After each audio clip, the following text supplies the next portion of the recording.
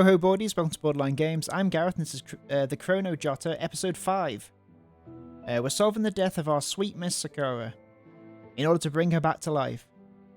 We experienced a recall point, which is like a what-if situation in which we instead went to the swimming pool and hung out with Sai.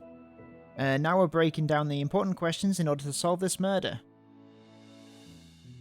So the first question is, how did the culprit get called Miss Sakura to the swimming pool? So she didn't have a phone on her, we know that much, in which case it must have been arranged beforehand. What? Under what circumstances would anyone possibly say I forgot to bring it with me before they even left? Or maybe I've got this wrong? Even if she said in the case that it turns out I forgot to bring it, please help me out by bringing it for me. It'd still be bizarre, a thing to specify in advance, not to mention that it'd be hard to determine the exact time that Miss Sakura would bring the goods to the old shower rooms. First up, how did the culprit call Miss Sakura to the swimming pool? So it must have been by phone then. I don't know why it couldn't have been arranged beforehand, whatever. That's right. Good job. Miss Sakura's phone disappeared. It's very possible that the killer took the phone because the killer used the phone to lure Miss Sakura to the swimming pool. But either the culprit didn't know Miss Sakura's phone's password, or she didn't want to snoop on her fellow classmate's phone. In any case, she couldn't remove the records left by their cell phone contract. I'm sure that even if they're committing murders, they'll still worry about things like that. After all, they believe they were murders. They believe that mere murders couldn't possibly terminate their ongoing relationships with the murder victims. So in order to prevent the text message from being found, the culprit had no choice but to hide Miss Sakura's phone. Whether the culprit's carrying it on herself, or if she tossed it in some neglected corner, it wouldn't pose much of a problem to the culprit. Now, why did the culprit choose to commit the murder at the swimming pool? The pool's location is remote. I feel like the showers is probably important. Pool's location is remote. Culprit needed the showers. Could Sai Yuruno be an accomplice? I feel like this is most obvious. Is this going to be a 2 for 2 fail? That's right! Okay, good. Miss Sakura's corpse appeared in the old shower room, and there were no signs that the body had been dragged around, so the scene of the crime was very likely to have been right there. In combination with Miss Sakura's reasoning for visiting the pool, the reason why she appeared in the shower room becomes obvious as well. The culprit lied and said that the thing she'd forgotten to bring was related to the shower room, which was why Miss Sakura trusted her and entered the shower room. So rather than say that the culprit tricked Miss Sakura into visiting the swimming pool, it's more accurate to say that she tricked Miss Sakura into visiting the showers. Since in the showers, the culprit can easily wash off all the bloodstains, whilst also making the act of calling Miss Sakura out seem very natural. The thing that she said that she'd forgotten to bring was very possible her school uniform. She probably spun Miss Sakura a story about how she'd accidentally gotten water on the uniform she brought or something. Then, after Miss Sakura brought her a set of replacement clothes in the shower, the culprit, who was wearing a swimsuit, cut open Miss Sakura's neck, getting blood all over herself in the process. But because she was wearing a swimsuit, and because there was a shower right there, the culprit was able to clean off the bloodstains very quickly and head to class. Alright, that explains both why the culprit chose to make their move near the pool, as well as how they cleaned up the bloodstains all at once. Wait, I remember, back in the classroom, the class president almost fell and I stepped forward to catch her. And at that time I noticed that she had something in her handbag. Oh. Whoa! Whoa, Prez! Ran dashed forward, catching Koizumi with her left hand and a school bag with the right. Are you okay, President? I'm fine, thank you. Ran noticed that Koizumi had taken a sharp intake of breath just then, though she'd been panicked or scared about something. Ran decided to say something to try to calm her down. The past me would surely never have thought of such a thing. It's all thanks to Miss Sakura's support that I've been able to, that I've become capable of engaging with and even helping strangers. Miss Class President, you smell quite lovely this morning. What brand of shampoo do you use? This is what we said last time. Lovely. Is it that lovely? I don't remember. This morning I used someone else's shampoo while showering at the dorms.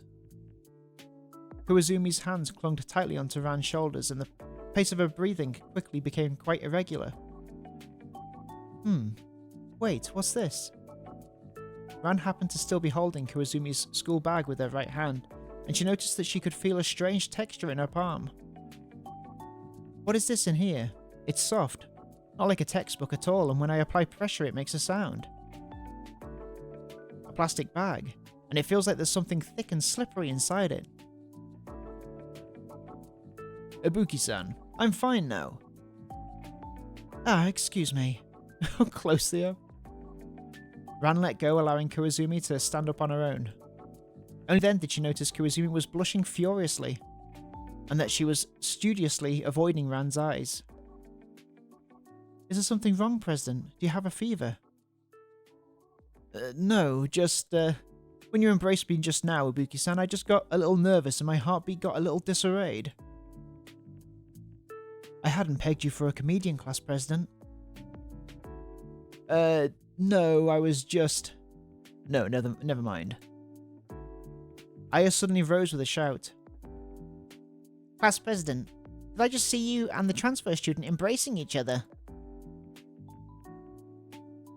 What? No, Ibuki-san just stopped me from falling, that's all. You clearly also saw me almost trip, didn't you, Tayama-san? Aya, don't make fun of Inata. Okay, got me. Got it. Got me? What am I talking about? After Miho finished speaking, Aya sat down in her seat obediently. That's it. Inside her bag was definitely the swimsuit she wore while she was murdering Miss Sakura. And Yorona said this morning that the dormitory bathroom had no running water. She clearly didn't know about that. That's the only reason why she'd say something like that. It looks like she was all blushing and nervous because she was worried I'd become suspicious of her. Not because she fancied me, that's a shame. I guess I overthought that situation. So it's basically confirmed that the culprit is the class president. Let's head back, explain the process of the crime and indict her.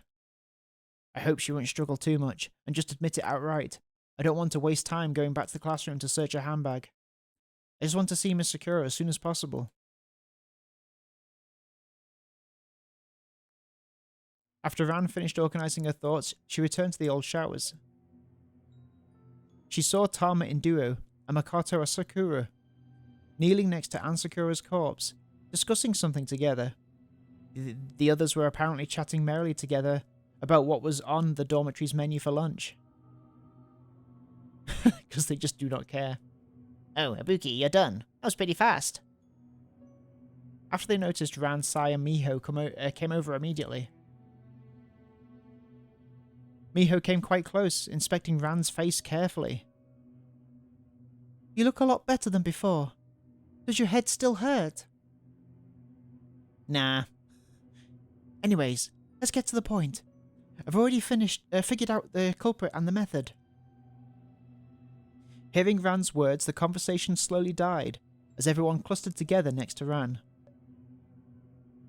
Wow, already? Isn't that a new record for shortest time to case solved from Ran then?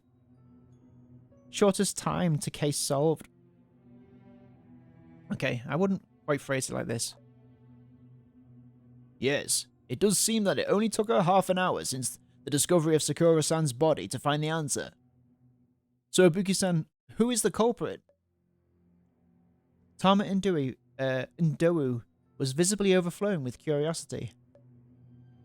I want to hurry up and bring Miss Sakura back to life, too, so I'm not going to waste any more time. I don't intend to explain how I deduced it, either. Once I explain the process, everyone will understand it. Enough with the preamble. Just hurry up and spit it out. Ran looked at the emotionally provoked Sai, and thought about what she'd seen in the recall. If I were to mention Yorono's sister right now, she'd probably freak out. Forget it. Let's begin. I'm going to begin describing the culprit's complete methodology now. Firstly, either this morning or immediately after you determined the culprit and victim via picking lots, the culprit mentioned to Miss Sakura that she was feeling like she was in the mood to go swimming that morning. Oh, I didn't know you knew how to draw, Ibuki. Even if your drawings kinda suck. It's a bit mean. Look, if you can understand the picture, then it's good enough. It'll be clearer than me trying to explain everything with just words, at least. Will it really, though? Well, if we're limiting ourselves to just a comprehension, then it's fine, I suppose. Continue.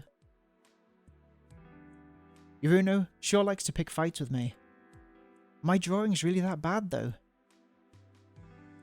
They're really not that bad. She does quite good drawings.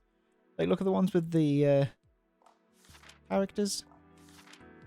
Everyone giving her a hard time. That's alright. I mean, I suppose it could be better. Maybe she's got a point. Afterwards, the culprit got up early as planned and headed to the swimming pool. But in actuality, she intentionally avoided the new shower room that Yuruno frequently used, and headed to the less convenient old shower rooms. Then the culprit called Miss Sakura on her phone. She lied to Miss Sakura over the call, telling her that she got her school uniform wet by accident, and asked Miss Sakura to bring a spare uniform over. Oh, now that you mention, I remember Sakura was indeed carrying something when she ran into the old showers. In the recalls, Yuruno left the swimming pool earlier due to my presence, allowing her to encounter Miss Sakura and confirm that she was indeed holding something in her hand. But in reality, I didn't follow her, so she and Miss Sakura missed each other. Though according to common sense, if she saw Miss Sakura while she was in the water, she still ought to have greeted her. And as long as the two of them spoke at all, it would have been quite easy for Miss Sakura to expose the identity of the people who'd called her to the pool, right? Well, in the recall, Yuruno and Miss Sakura didn't mention that person's name, even after they spoke face to face. I'm starting to understand why they said that Miss Sakura was always cooperative. So it wouldn't have been surprising for anybody to ask her to help bring something to the pool. How very personally upsetting. Alright. I'll continue. So Miss Sakura did as the culprit told her, and brought the school uniform to the old shower room. There she goes.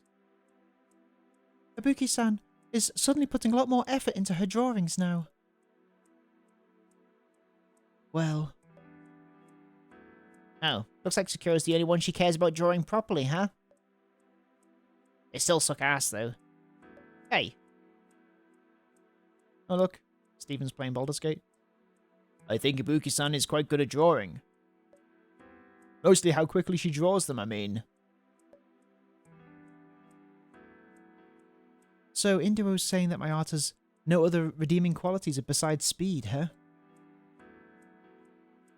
Can you all stop interrupting me? Can we just, stop bringing up my art? I'm sorry, Ibuki-san. Please proceed. Miho, I don't think Van-chan's complaining about you. How very perceptive of you, Toyama. Anyways, I'm continuing. I noticed that the old showers didn't seem to have dedicated changing rooms, so the culprit couldn't have used this as an excuse to have Miss Sakura bring the school uniform in. Oh, that's right. If it were over on the new shower rooms, then Anne could have placed the clothes in the dressing room that and then just left. Jesus. So the culprit deliberately chose the old side, not just to avoid Sai, but also to lure Anne into the old shower room. Lucky that Toyama volunteered that information about the new shower room just now. I did only learn about the differences between the new and old shower rooms in the recall, after all. In their eyes, I shouldn't know those things. But no, even if it were on the old side, Anne could still have put the clothes on the ground before leaving, right?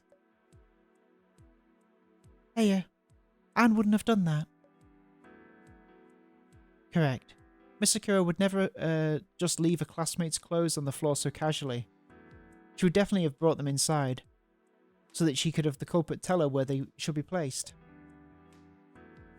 Ah, that makes sense. Anne's a real goody two-shoes after all. That's right.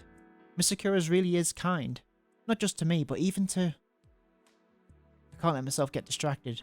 The situation's not over yet. I can't get distracted by the idea of how kind Miss Sakura is.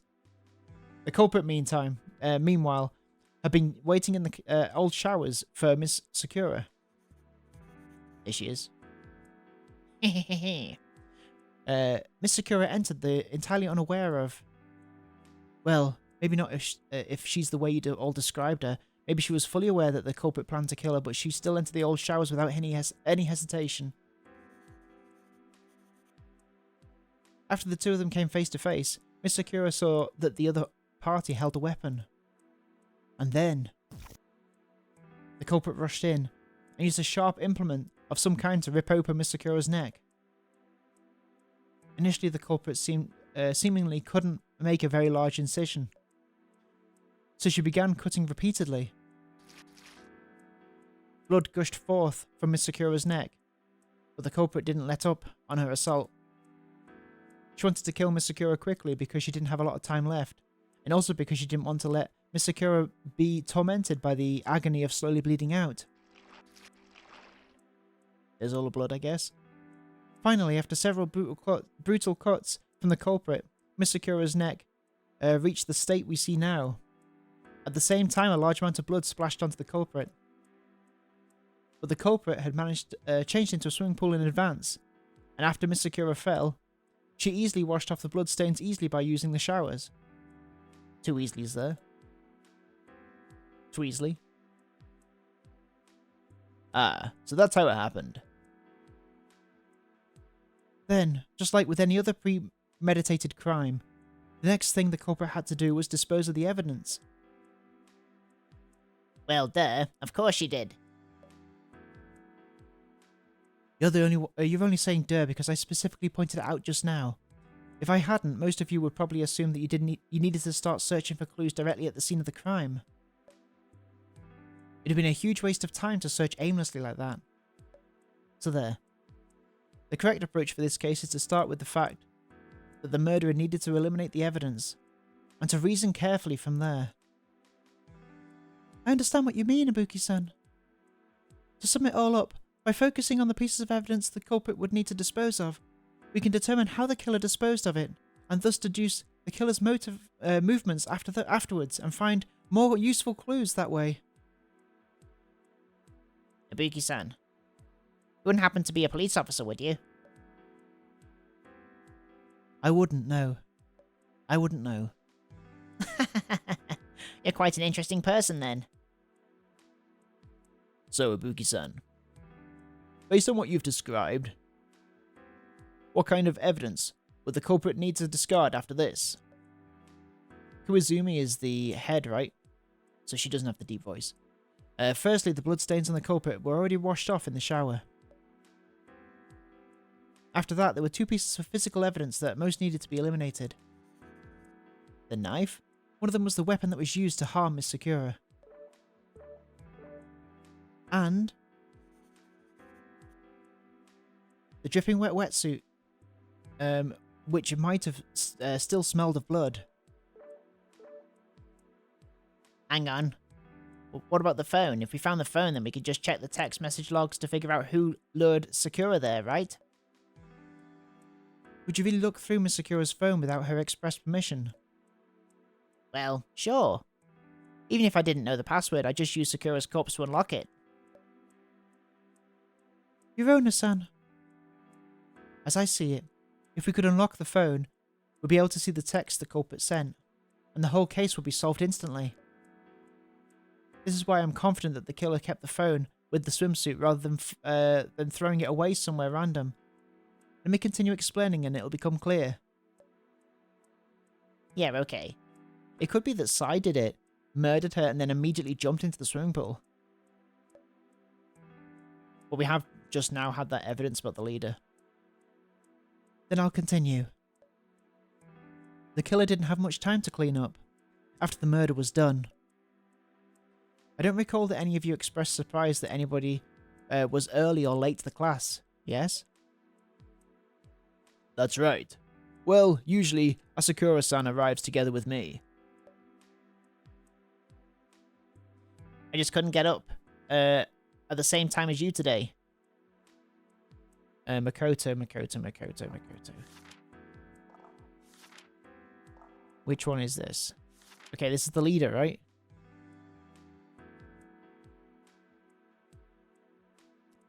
Yeah, I think this is the leader. Or maybe it's not. Too many.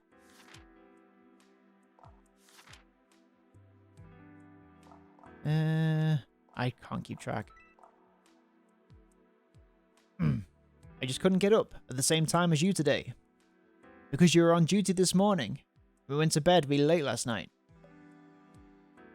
It's alright. Tomorrow we can start coming to the classroom together again. She was the last one there, wasn't she? Miho and I showed up today at the same time. No, at the time we usually show up together.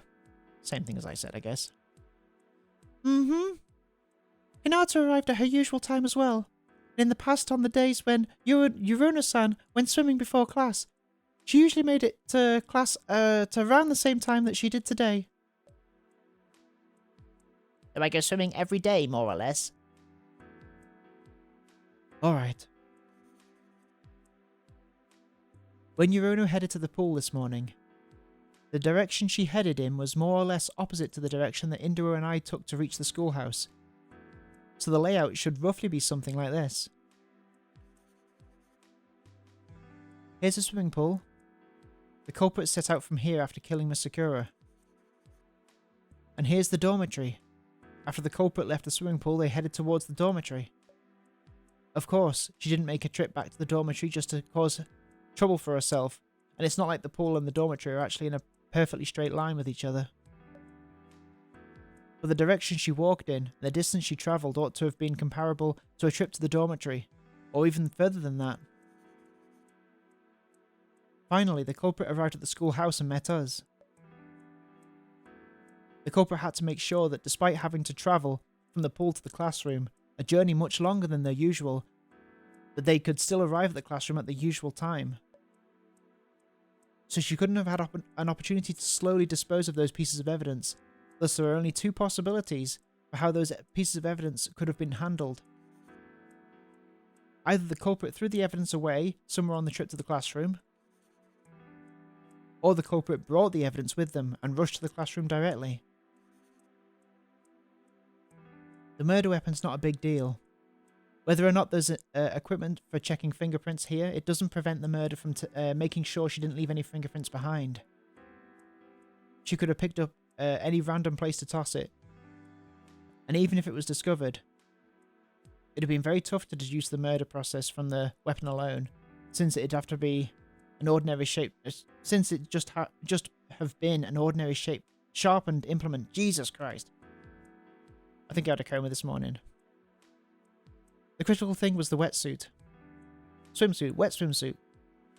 Anybody who saw an inexplicable swimsuit lying around outside of the changing room could easily deduce the process of the murder. So the culprit couldn't take the risk that had been found by throwing it away, and could only choose to bring it with them. For the same reason, they took the phone as well. Oh look, Dovin's playing Baldur's Gate 3, assumedly with Stephen. So we just need to see whose bag has a swimsuit in it then. Well, not necessarily. If the culprit didn't throw the swimsuit away haphazardly, but rather prepared a hiding spot in advance, she could have hidden it as soon as she passed by. Then she wouldn't need to... wrong person. Then she wouldn't need to carry it on her right. She wouldn't have needed to carry it on her right. Such as here or there. The possibility does indeed exist, but the conditions for it are very strict. Firstly, the culprit had to be confident that the hiding spot could actually hide something effectively, and that it would require them to spend too much time covering it back up. It wouldn't require that. And the hiding spot had to be located near the route that the culprit took to reach the classroom. or else it eats further into her remaining time. Not only do all these conditions have to be satisfied at once, but the culprit also would have had to make these preparations in advance, without being noticed by anyone. It's safe to say that the possibility is basically non-existent. But if you're insistent that the culprit is way smarter than me, then you could say she came up with something, sure. In that case, we'll just have to go and do a thorough search of all the locations on the trail. That's how actual police investigators would do it as well. The point is to determine what clues we're looking for, and to ensure that those clues exist, and that they can indict the culprit. The rest is just elbow grease. And in this case, the clue that we're looking for is that swimsuit. It'll prove that my explanation is completely accurate. We can determine that the owner of the swimsuit by the time of the culprit's arrival in the classroom, and the approximate time when Chrono said she saw Miss Sakura. We can determine the owner of the swimsuit by the time of the culprit's arrival in the classroom, and the approximate time when Chrono said that she saw Miss Sakura. Got it. Oh, I see. Well, before we go look all over places for clues, we might as well search everyone's bags for swimsuits first. That's how you think the culprit probably chose to hide it, right? Yes. Oh, that's more or likely. How do I look at log? That's more or less exactly. Okay. Not so fast.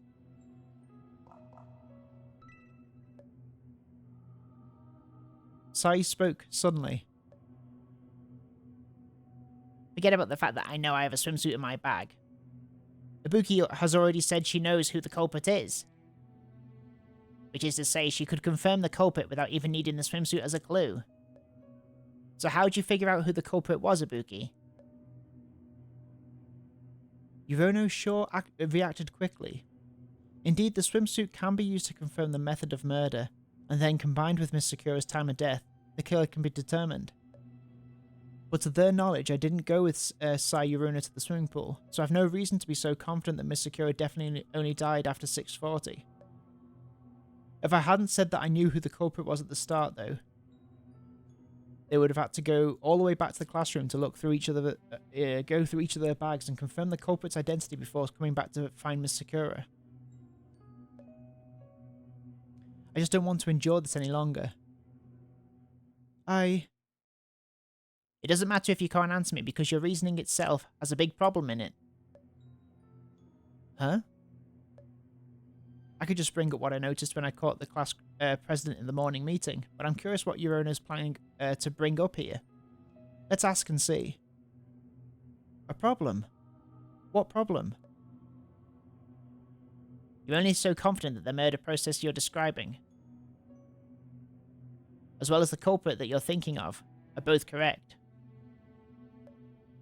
Because of the swimsuit the culprit was wearing, right?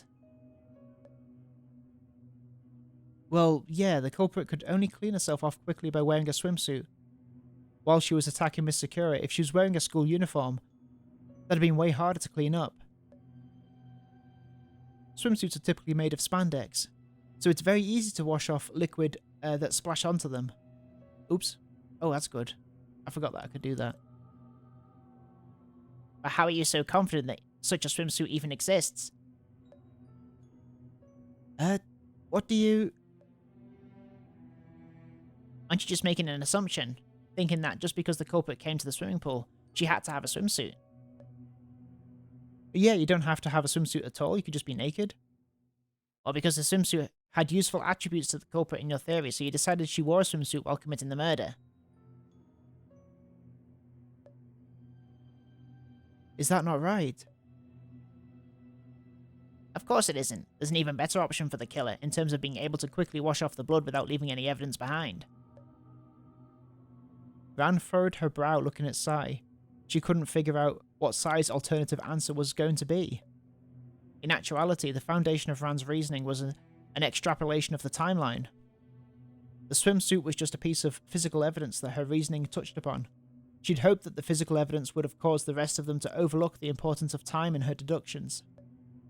Otherwise, Ran would be forced to explain everything about recalls. So what better option did the culprit have, other than the swimsuit? The killer could have been naked.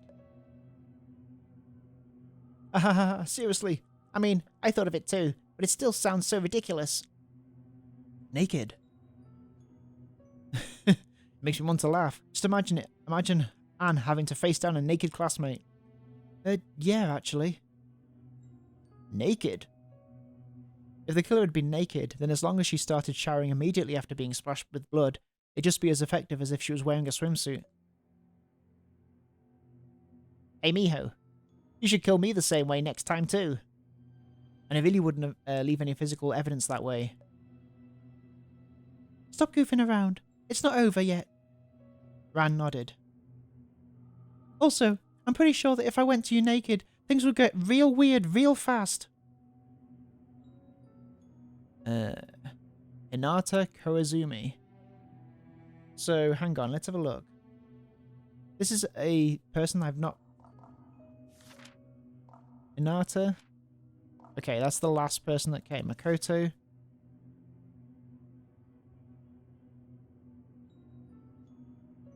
Okay. But naked. But naked. I'm embarrassed just thinking about it. Well, notwithstanding how normal murders go, in our situation, the dead come back to life eventually. Which is equivalent to letting all of our classmates see us committing a murder while naked. If it were me, I'd go naked. As long as it really worked and didn't leave any clues behind.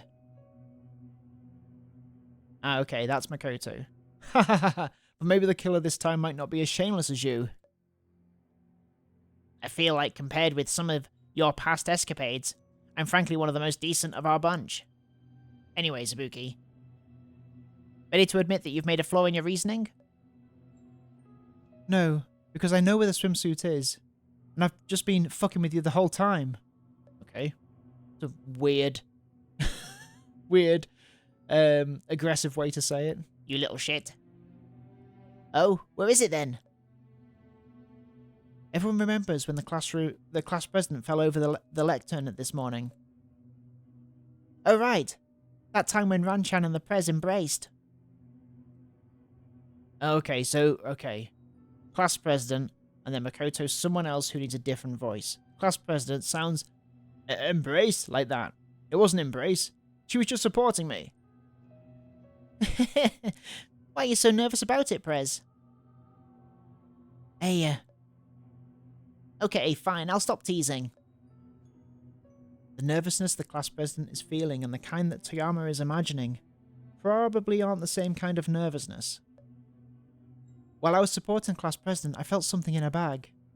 I didn't think too much of it at the time, but now that we're in the present situation, I'm guessing that thing was very likely a swimsuit in a plastic bag.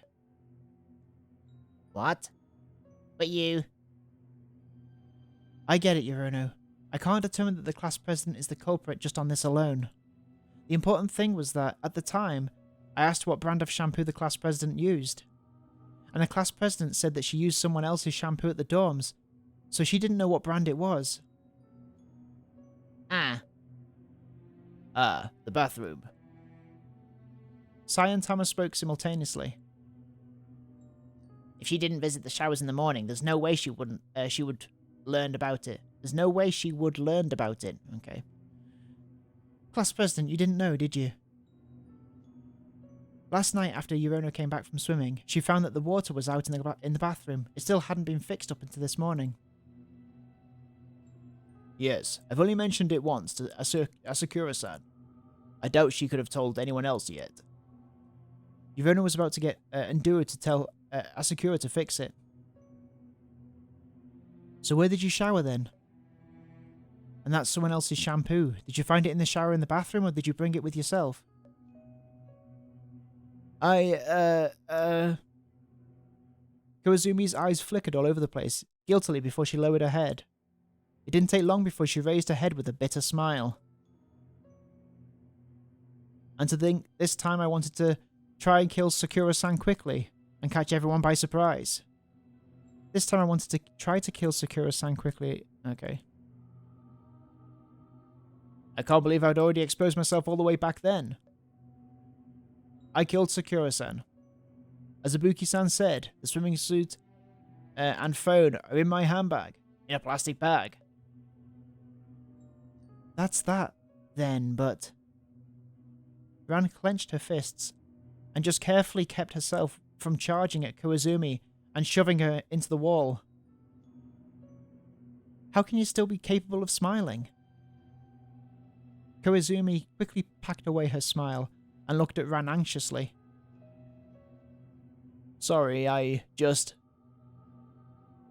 shouldn't blame her. The class president wasn't motivated by malice. Well, she probably wasn't motivated by malice. Thank you, class president.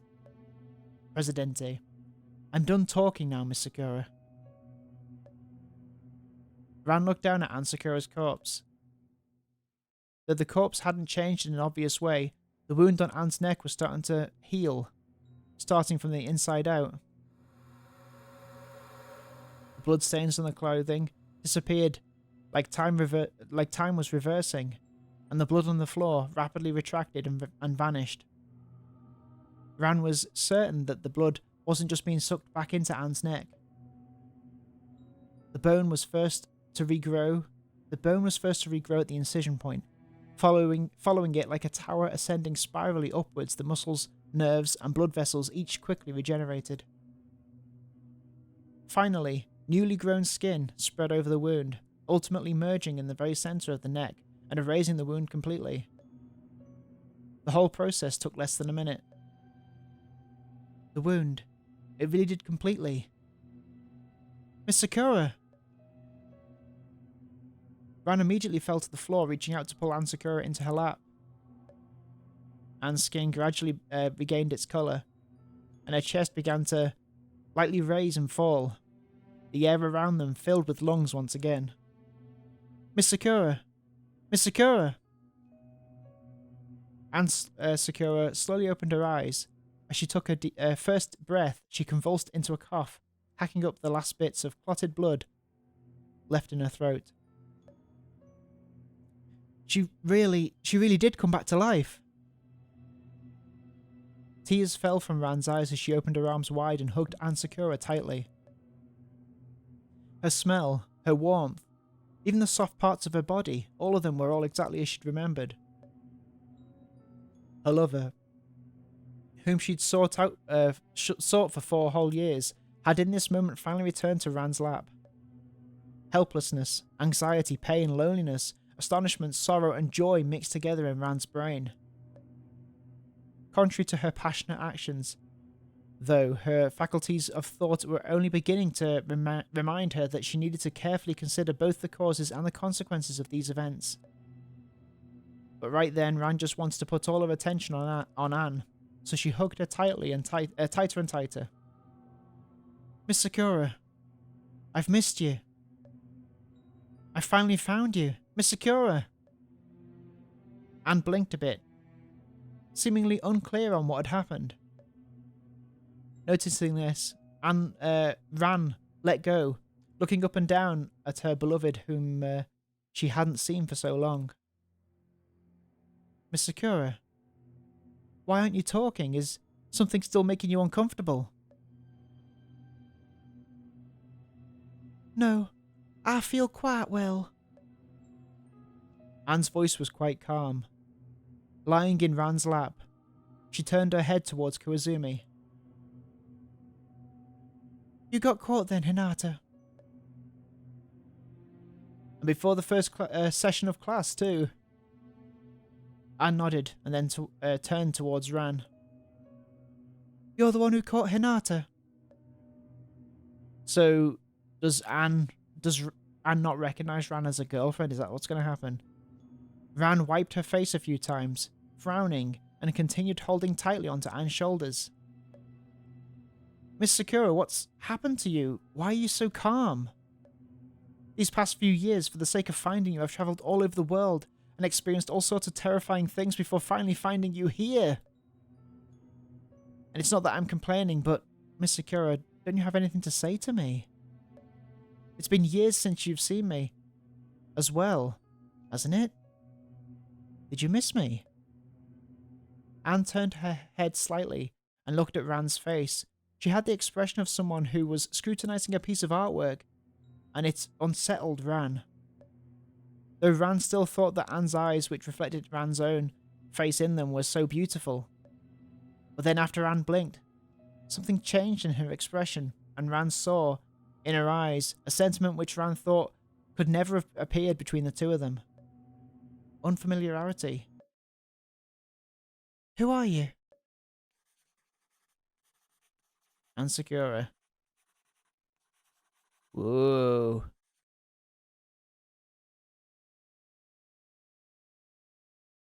That would suck. I'm Miss Sakura. What are you trying to say? Ran pointed at herself and then started rubbing at her face repeatedly. It's me. Ranabuki, Miss Sakura, why are you... Ibuki-san, is Anne really your girlfriend? Of course she is. The sound of Ran shouting echoed in the old showers. She and I started all the way back in high school. Wait, what am I? No, that's not right. Miss Sakura and I, we should already be. Ran had noticed that her memories and her current physical condition held contradictions which couldn't be ignored. But she was bewildered by the strangeness of Anne's behaviour, and she didn't have the energy left to think about other problems. Girlfriend? Anne spoke a question. Have I met you before? Ran's eyes went wide, her pupils dilating in and out at an uncanny frequency. She almost wanted to faint, even as her arm shook Anne's body back and forth. Okay. Don't be like this, Miss Sakura. Why would you say something like that to me? You know how scared I'd be if you acted like this. You can't do this to... Ran released Anne and pulled at her own hair. Miss Sakura, I'm begging you. If you're just teasing me, stop. Please, just tell me you're lying to me. You can't possibly have forgotten. Don't keep... I'm sorry. I really don't remember you. Ran clutched at her own face with her hands. Under the pressure of her fingernails, several wounds appeared in her skin. But that didn't deter her from continuing to apply force. She struggled desperately to find a way to call up Anne Sakura's memories again, or rather trying to figure out how to get Anne to stop this terrible joke. Ran lifted her head and looked at Anne with pleading eyes. Miss Sakura, you... Right. Remember the time we went to the beach during the summer of our first year in high school? We sat together at the beach and watched the moon with each other. You remember that, right? At the time you'd said... I'm sorry. I really don't remember. Then what about the first time I visited your house? You held me in your lap, and we talked about... I don't know of this. No. How could... There's more! Miss Sakura, you couldn't possibly have forgotten that time I almost gouged out my own eyes. So you tied me to a chair and took care of me for several days until I went back to normal, right? Wow. I don't remember anything like that.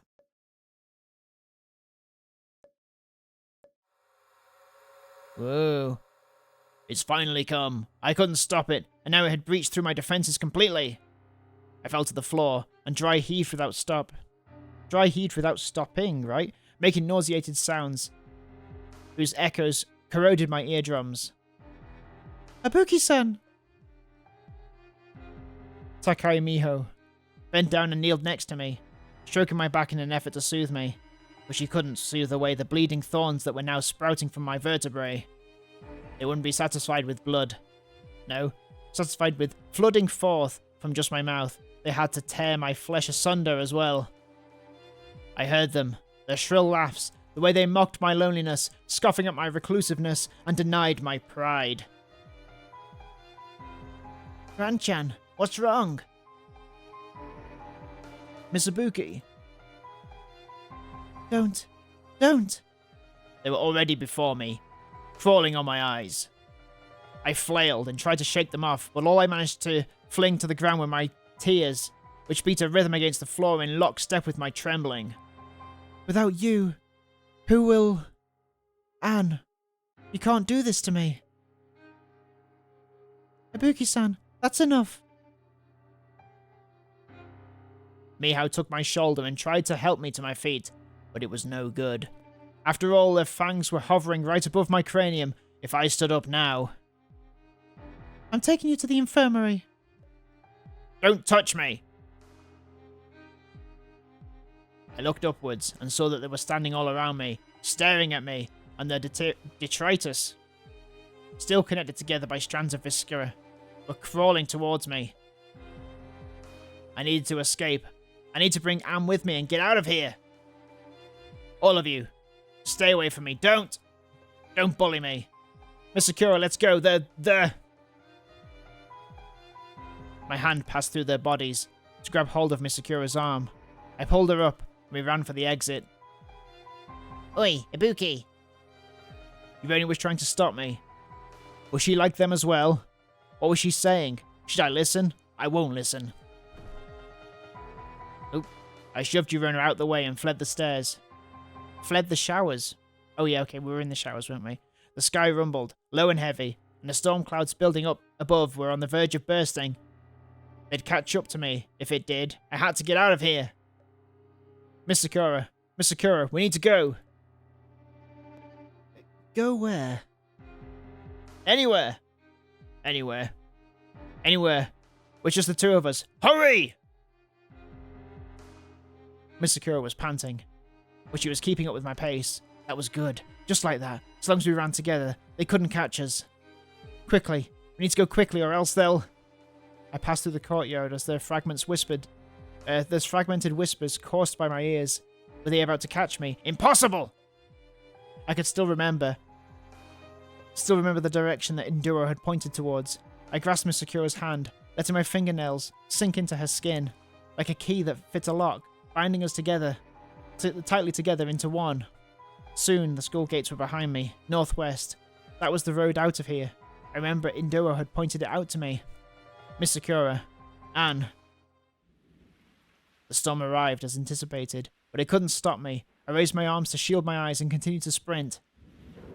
We're almost there, Miss Sakura. Soon, we'll be able to go back. I felt the storm blast the dirt under my feet, into stinking mud in an instant, making my steps so heavy. But I absolutely wouldn't let go. Miss Sakura was right behind me. I'd never be separated from her ever again. Miss Sakura's breaths grew heavier and heavier, and her pace seemingly grew disarrayed as well, but it was enough, as long as she was able to still be by my side. Almost there. Almost. Nobody will be able to bully me anymore. We'll be together forever. Miss Sakura! But then they came. They grabbed my feet, tripped me, caused me to lurch into a muddy pothole, and stumble to the ground, pulling Miss Sakura into the mud water with me. Miss Sakura, get up quickly. We've almost made it out. The tunnel's right there. I saw it then. The dark tunnel was filled with silt and stone, blocking the exit. I couldn't run anymore. And they were growing like thorns from the cracks in the rubble. I'd failed. I couldn't escape. They laughed, as I continued to fail as I'd always done. With my escape forcefully ended, my body came to a halt as well, and my brain finally began functioning again. Just when I'd comprehended the situation before me, they'd caught up to me as well.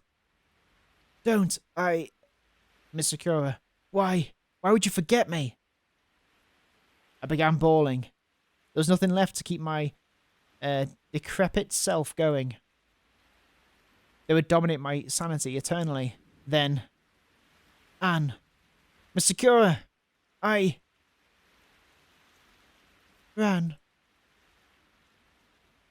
Miss Sakura's voice through the torrential rain was so startlingly clear that I turned around sharply. Joy, shock, confusion and tears mixed together, pouring from my eyes. Miss Sakura, you've remembered me. Miss Sakura shook her head with a calm smile on her face. I don't remember you. Her words left me trembling. As I hyperventilated, my mouth reflexively opened and shut on its own, freely allowing them to pierce holes into my lips. Rainwater spilled into my throat and down my windpipe, causing me unbearable pain. But you say that I'm your beloved. So that means you love me, and that my body loves you as well. You're in pain because I don't remember you.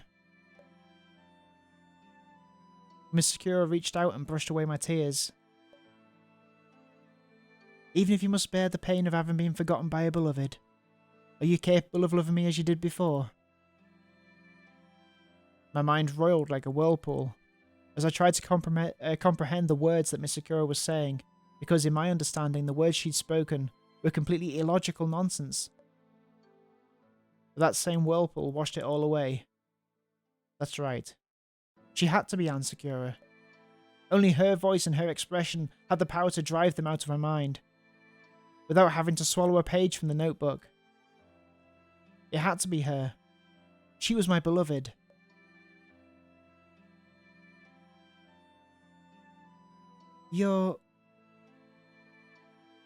I am Ann Sakura. Miss Sakura! As Anne held Ran's face, her hand wiped away the twisted hallucinations that had bombarded Ran without stop, and Ran wailed out loud. Miss Sakura, I've missed you so much. I've missed you. Don't leave me ever again. Miss Sakura. Crying, Ran grasped Anne's hand and pressed it closely to her face. She shook her head, her inner turmoil almost piercing right through her own chest. You are Miss Sakura. I can tell that you're Miss Sakura. Even though your personality and the way you act are all completely different from before. Why? I don't know. Anne shook her head, her smile unchanging.